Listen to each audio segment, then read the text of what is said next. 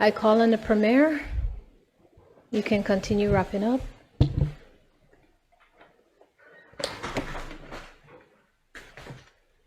Thank you, Madam Speaker. Madam Speaker, I'm going to start off like this.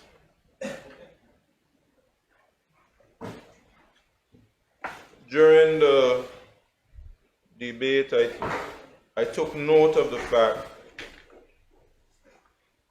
that a comment was made that members on the government side dropping the ball, and that all that persons work hard to build here, we are squandering. I'm paraphrasing, Madam Speaker. And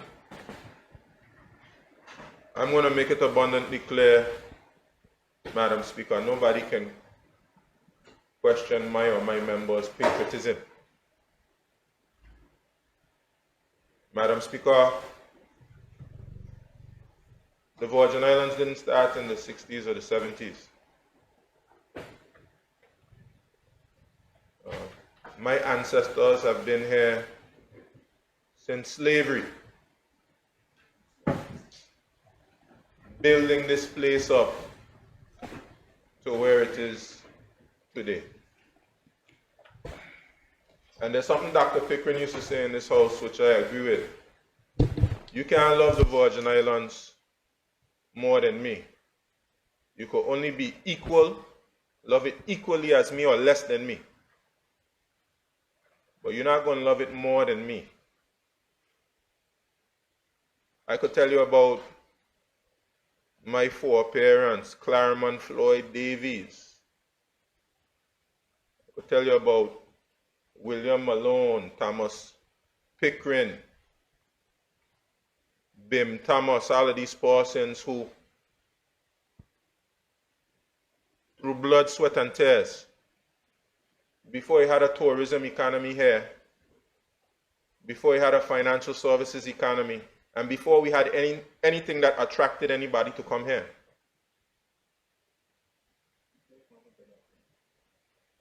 We have been building this place. So the love of the Virgin Islands is in my DNA. It is in my bloodline. And I take it seriously, Madam Speaker, and I'm not going to let anybody question my commitment to nation building. So now that that's out of the way, Madam Speaker, we have a job to do, not just as legislators, but as nation builders. We are here to build a nation. I don't know about anybody else in this house, but it's not my ambition or my aspiration, and it was not the aspiration of our foreparents and those who went before us. Our great stalwarts like Lavity Stout and Ralph O'Neill, member emeritus. It was not their aspiration that we should forever, for the rest of our days, be a colony of any other nation. And if we want to move from where we are to where we need to be, we need nation builders, Madam Speaker. In building a nation, we must be very much concerned about crime. We cannot preside over a gangster's paradise, a crime-ridden society. We cannot preside over that. In any nation, national security is of paramount importance. And those with the responsibility for upholding national security have to be, Madam Speaker, some of the most principled individuals. Some of the most individuals who have high morals and ethics. Madam Speaker, we have to ensure that those who hold the responsibility for national security, we have confidence in them that they will ensure that crime is addressed in a responsible way. And yes, we also have to ensure that our leaders have the highest ideals and are committed to the protection of persons' human rights.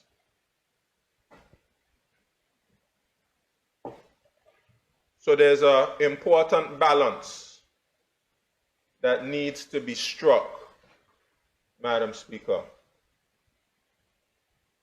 Madam Speaker, before we consider this bill,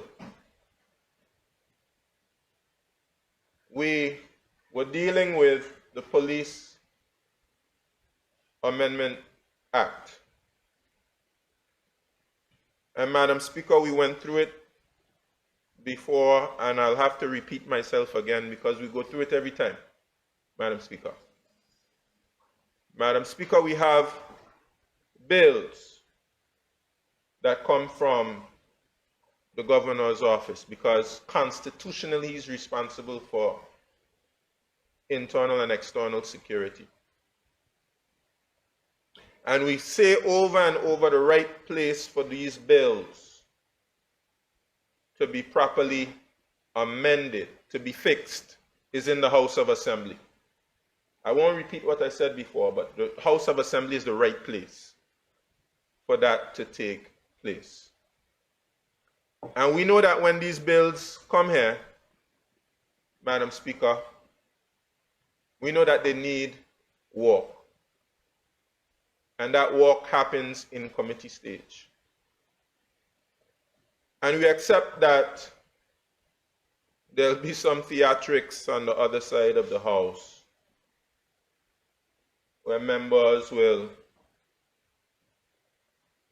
jump up and say, well, the government is, quote unquote, dropping the ball and bringing bills like this to the House.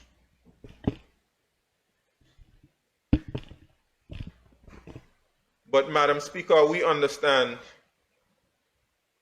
that these bills will lean heavily with the governor's office, with the police, with the DPP who works along with the police. We understand that that will happen. But when these bills come here, we as legislators, we have to look out for what's in the best interest of all the people.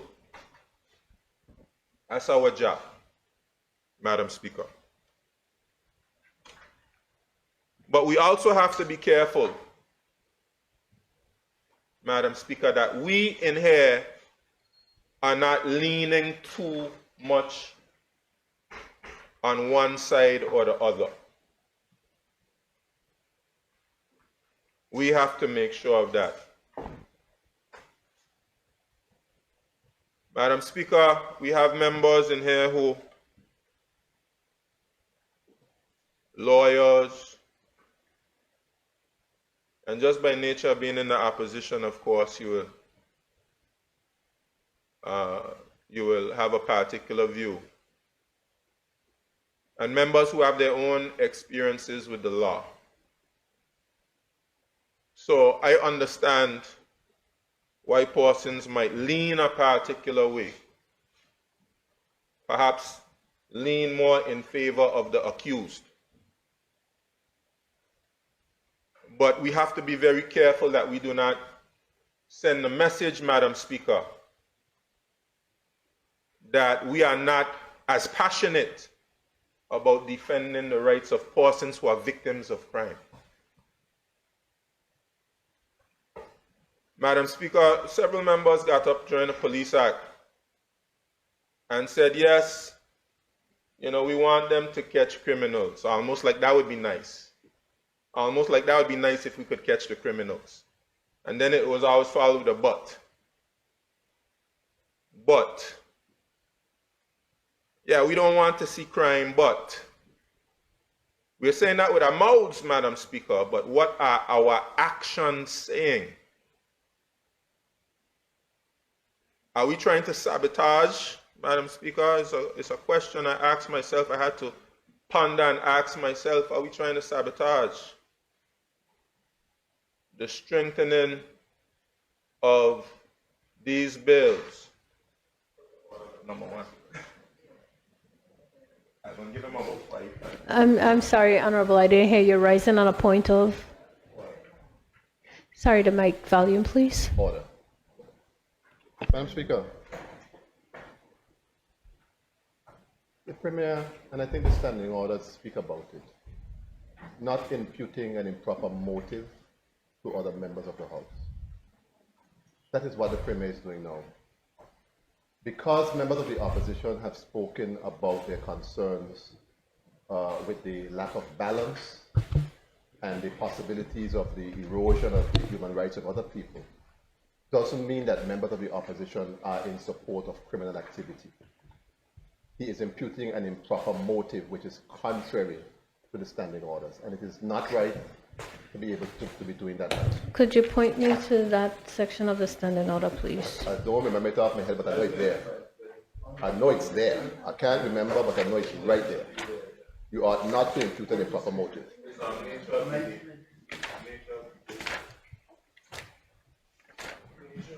Not because we are fighting for human rights means that we are supporting criminal activity. That is wrong. Don't do that. All of us are Virgin Islanders. All of us love this country. Don't do that. That is not good to do.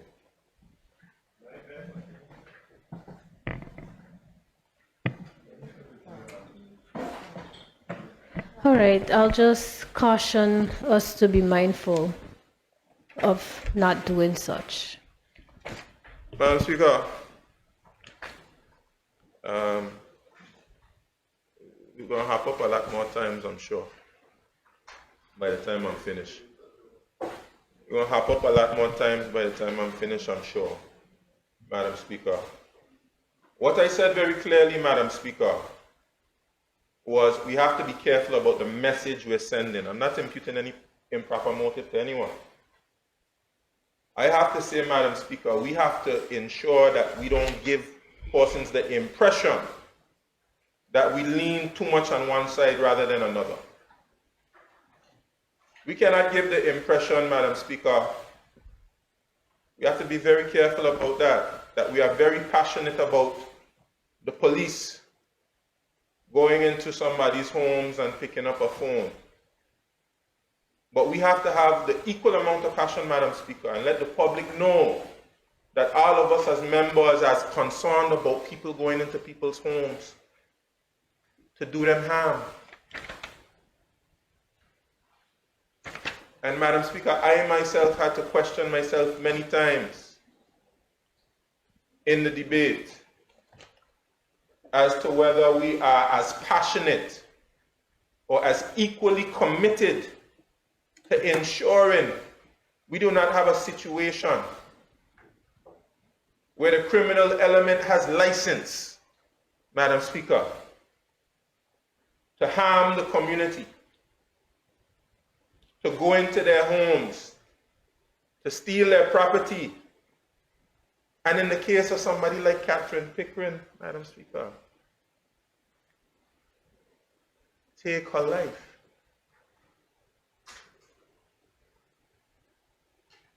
Madam Speaker, so that troubles me.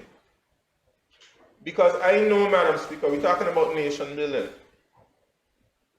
And I know that there are some persons, there are elements who are saying the Virgin Islands is not ready to take additional steps as it pertains to autonomy. We're not ready.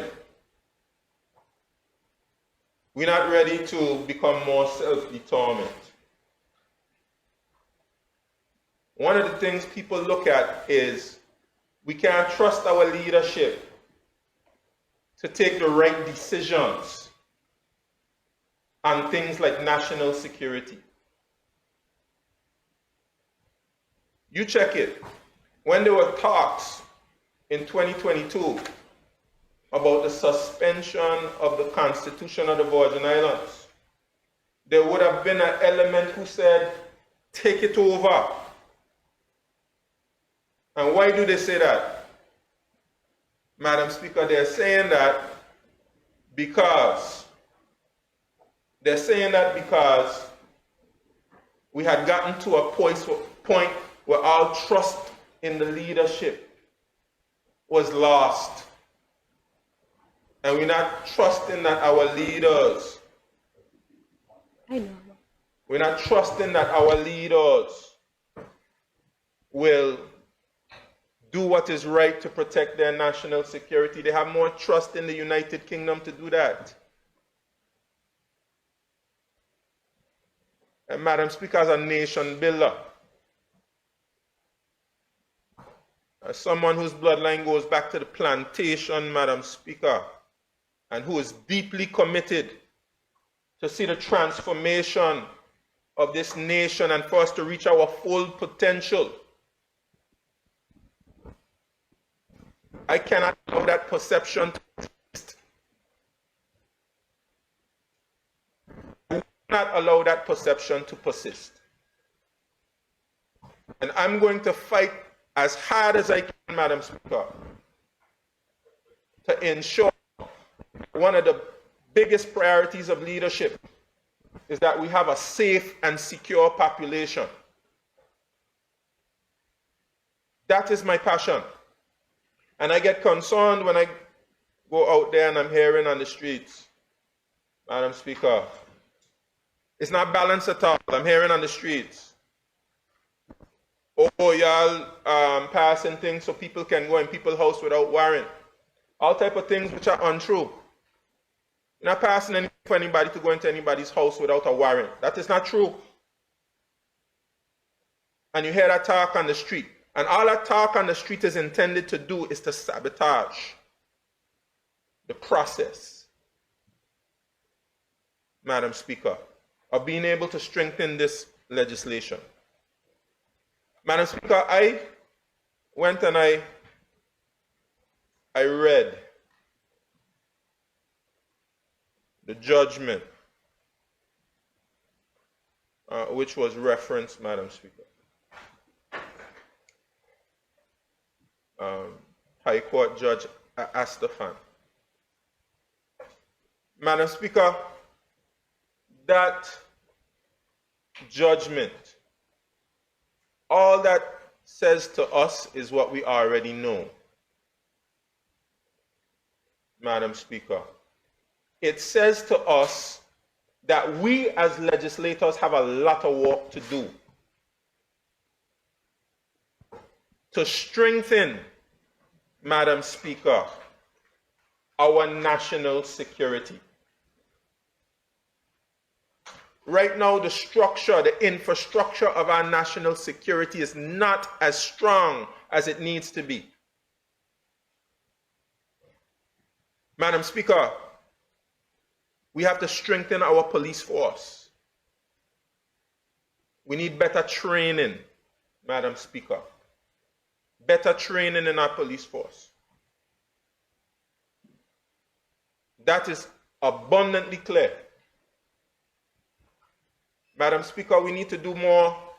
We have to make sure we respect the legislative process. Let me speak about that for a little while, because this is something that the substantive Attorney General says all the time, and I know that the Acting Attorney General agrees with this.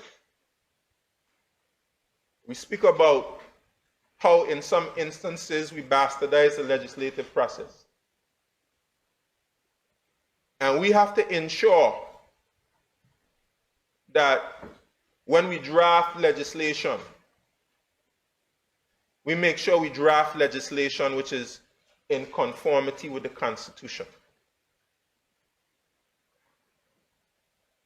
And then whether it's the governor's bill or not, we who are members of the House of Assembly have to be properly advised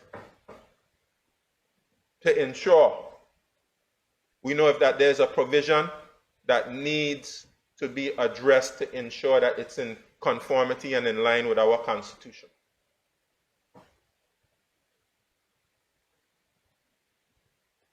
Madam Speaker, our legislation on national security is much weaker than it needs to be.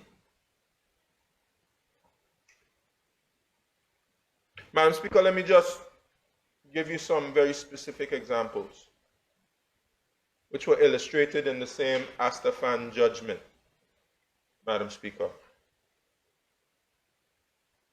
Madam Speaker, in this day and time where people are talking about AI,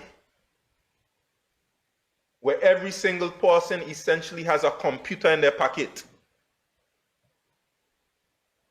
they're talking about, Madam Speaker, right now, whether you need human beings at all or whether robots can do everything for you.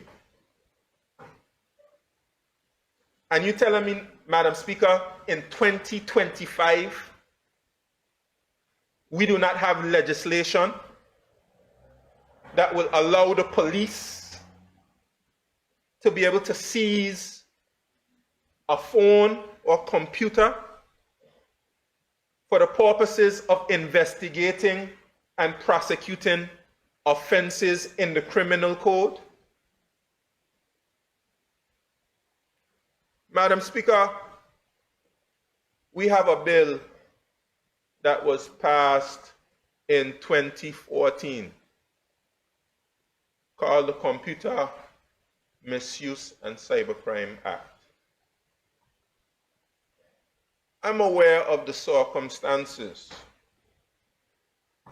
which led to that bill being passed during the National Democratic Party administration that was between 2011 and 2019.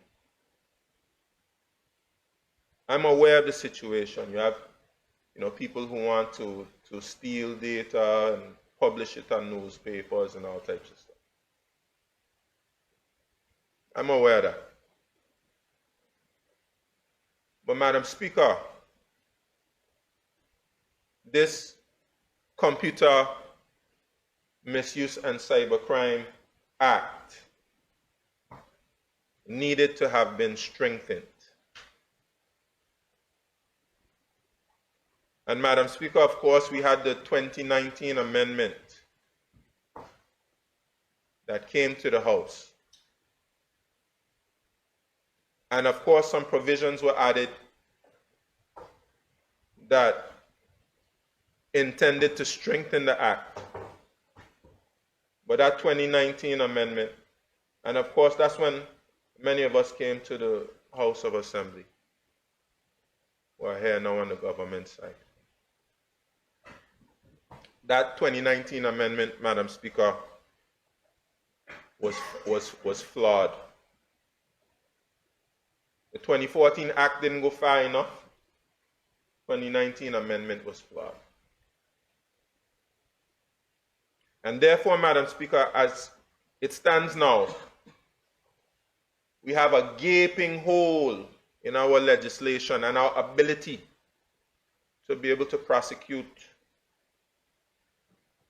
cases. Madam Speaker, the Astafan judgment illustrated the challenge with that 2014 and 2019 legislation. And it is our duty in this House to fix it. Madam Speaker has suggested that by coming to the House and addressing the challenges with that Astafan judgment brought to the fore, that we're somehow doing something wrong.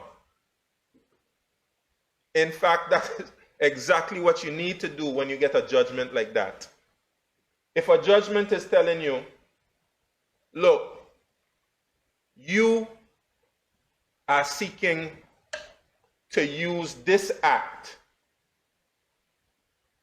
to be able to obtain warrants to deal with offenses from other enactments. If a judgment tells you you cannot do that, that is instructive. Because the job, Madam Speaker, of the judiciary is not to write legislation. It is not to execute legislation. Madam Speaker, it is to interpret legislation.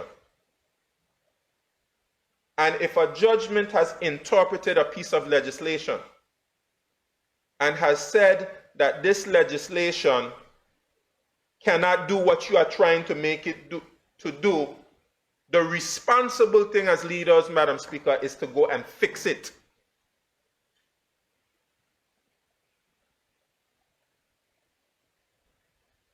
Madam Speaker, you're telling me in a day and time when persons are planning criminal offenses on their phones, where a phone can place you at the scene of a crime.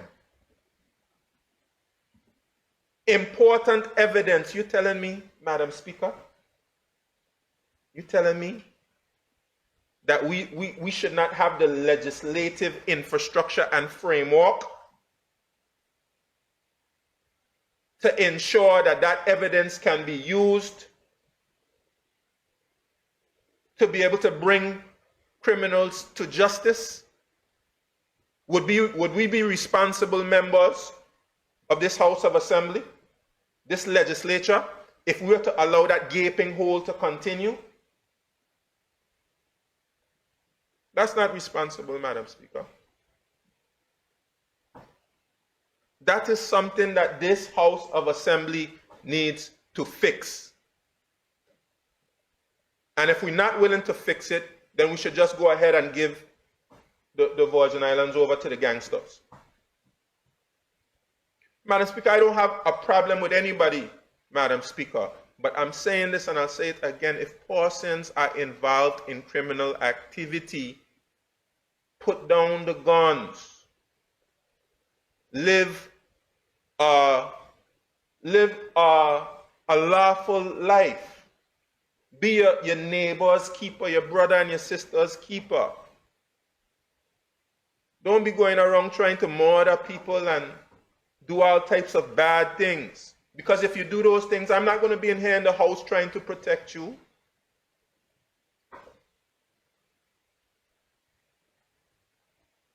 What about the rights of the victim?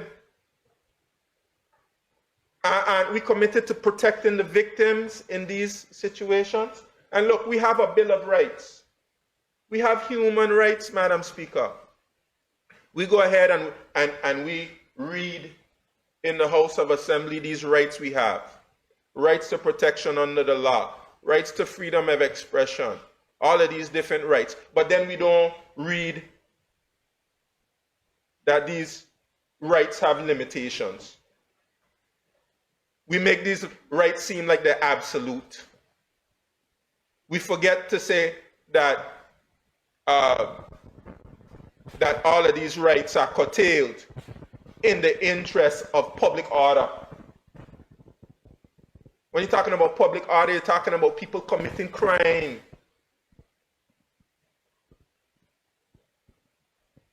Persons do not have unlimited rights to be able to do whatever they want.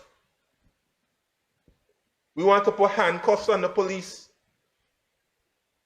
and our public prosecution and allow persons who are out there committing crimes to do so with impunity, without restriction, without limitation. What type of society will we be building here? This will be a place nobody wants to be. Nobody wants to live if we allow that to persist and continue.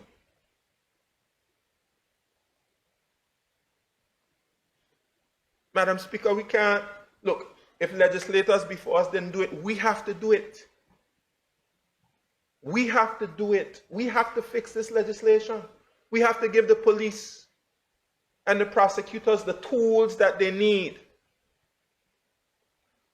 in order to ensure that this Virgin Islands that we all love, remains to be the place, the beautiful, wonderful place that it is. And persons get up and say, don't bring up Trinidad and Tobago, don't bring up this place, don't bring up that place. You have to bring it up, Madam Speaker. You have to bring it up. Because perhaps somewhere along the way, Madam Speaker, perhaps somewhere along the way, if something was done differently,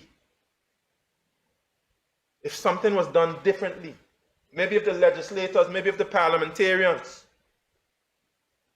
strengthened the laws, gave law enforcement the tools, maybe they would not have gotten there. Madam Speaker. Madam Speaker, we are on a dangerous precipice. And if we allow politics, Madam Speaker,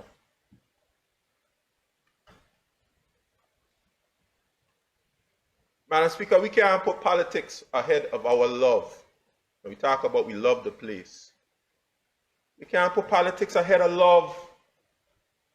Love of the Virgin Islands. Madam Speaker, national security should be something that all members of the House are united on, just like financial services or whatever else it is. We have to be united. Right now, Madam Speaker, it's not looking good. It's not looking good. Let us send a message to everybody out there, government opposition. We're taking a hard line on crime. A hard line on crime. Not that we are apologetic.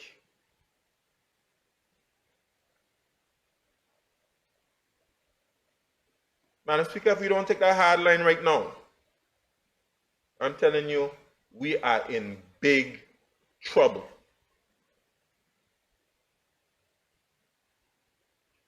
Everybody might as well go ahead and put bars on their windows, like how some other countries have bars on their windows. Make sure you build up big walls around you where you live. And every member of the House of Assembly have to walk with 2-3 security officers. If we don't take some serious steps here. Madam Speaker, I'm in National Security Council, and I'm telling you, we're taking this thing for a joke. We are on a dangerous precipice right now. And if we do not take action now, and I mean now, we're going to be in some serious trouble. Serious trouble. Madam Speaker, thank the Lord, nobody has lost their life in this 2025. But already, the police are busy. Police are very busy because you have persons in different communities armed, and they are using these weapons. And it's only by the grace of God somebody has not been hurt. And a lot of us think that those bullets, Madam Speaker, are they only going to hit who they intended to hit. But what we have to be wary of, Madam Speaker, are those stray bullets. Because the criminals are reckless. And they don't care who gets hurt in the process. Let us take back these Virgin Islands. Let us stamp out crime. Let's all be united in it. Let's show the same passion for it, Madam Speaker. And I'm not excusing any poor performance by any institution. As I said, we have a lot of work to do. We have to build up that police force. We have to ensure that we have strong leadership in that police force, and that we're hiring persons of quality. We have to ensure we root out any type of corruption out of the police force. I saw that last week. They charged a police officer. That's the type of thing we need, Madam Speaker. And of course, you're innocent until proven guilty. So I'm not pronouncing anybody as guilty. But we need to have some operations in that police force to identify anybody who's corrupt. And we need to root them out. And any other law enforcement agency, we have to root them out. And let's do it so other people don't have to do it for us. We should do it so nobody else has to do it for us. We should lead the charge as leaders in this territory and to ensure that our law enforcement agencies have integrity. We have a lot of work to do. Since I've been in the position, we've tried our best to give the Department of Public Prosecutions the resources they need to be able to do their work. And I continue to hear the pleas, Madam Speaker, from the DPP's office. We have to ensure that we get the resources into that department, into that office. We have to make sure that they are ready and prepared, and that they have an excellent relationship with the police, so that we don't get judgments, and that they have legislation to work with, by the way, and they don't get them judgments like that Astafan judgment. We have to ensure that. That's our job. That is our responsibility. We have work to do. I'm not excusing anything that's happening that's not supposed to happen. But let's do our job. Our job is to make strong legislation. Madam Speaker, in the committee stage, we have work to do. Because we cannot have, Madam Speaker, provisions which are unconstitutional. And it's very clear, Madam Speaker, that the problem of self-incrimination is an issue. Because the Constitution protects us from self-incrimination. So that's something that we have to fix, Madam Speaker. We have to fix that. And we have to look very carefully at all the other provisions, Madam Speaker. It's a short bill, but it is a heavy bill. But Madam Speaker, we have to, without a shadow of a doubt, we have to ensure that the police, because it's ambiguous in the 2019 amendment, it's ambiguous. And Judge Astafan came down on the side of this Computer Misuse and Cybercrime Act not applying to other enactments or the prosecution of other offenses or the other enactments. That was Judge Astafan's interpretation. So we have to ensure that this Computer Misuse and Cybercrime Act will allow for the prosecution, investigation and prosecution of offenses, other enactments. That's something we have to do, Madam Speaker. Or else just hand the thing over to the criminals. Madam Speaker, so we have work to do in committee stage.